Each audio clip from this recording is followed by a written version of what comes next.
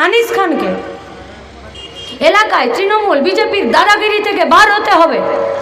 মানুষ ভয়ে থাকবে না, নিজের ইচ্ছা মতো রাজনীতি করতে পারবে, নিজের ইচ্ছা মতো কোন অর্থনীতি কোন ইকোনমিতে আমি ঠিক আছি না আছি, কোন জিনিসটা ঠিক কোন জিনিসটা ভুল, সেটা পাড়াতে মোড়ে কোনো একটা বাজারে কোনো একটা চায়ের আড্ডায় প্রকাশ্যে খোলাখুলি কথা বলতে পারবে।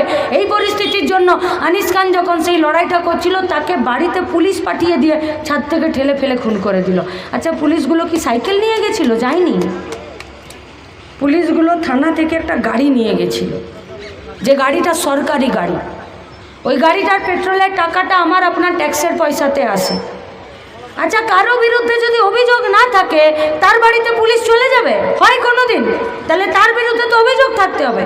আমার বাড়িতে যদি রাত 11টার সময় পুলিশ আমার খোঁজে আসে তাহলে তো পুলিশ থানাতে আমার নামে তো কোনো অভিযোগ থাকতে হবে, তবে তো আমার বাড়ি আসবে। পুলিশের কাছে কোনো অভিযোগ ছিল না, পুলিশ চলে গেছিল আনিস খানের বাড়ি। ওর বাপকে নিচে বললো যে আনিস কোথায়? বললো তো ঘুমাচ্ছে উপরে। চলে গেল পুলিশ উপরে, ঘুমন্ত ছেলেকে তুলে তাকে জিজ্ঞাসাবাদ করা, কি করলো কে জানে।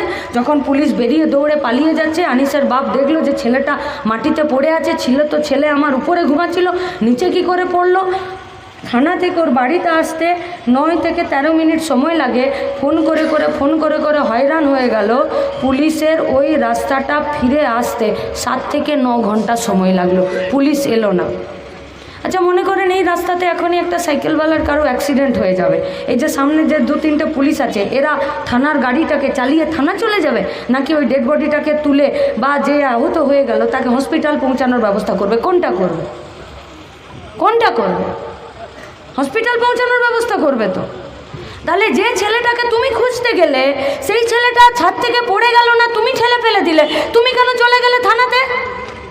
আর তোমাকে এতবার ধরে ওর বাবা ফোন করলো, তুমি এলে না কেন? তাহলে যখন আনিস খান মরে যায় তার বাবাও যখন ফোন করে পুলিশ আসে না।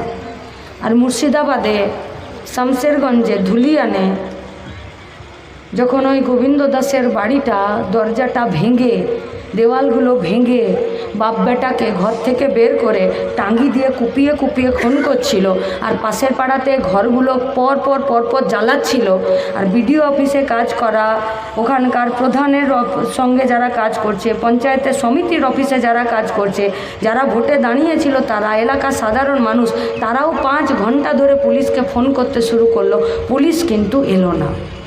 তাহলে আনিস মরলেও পুলিশ আসে না, আনিস মুসলমানের বেটা। আর ধুলিয়ানে যখন গোবিন্দ দাসের বাড়ি ঘর দোর জ্বালিয়ে দিয়ে পুড়িয়ে দিয়ে ভেঙে দিয়ে ওকেও যখন টাঙ্গির কোপে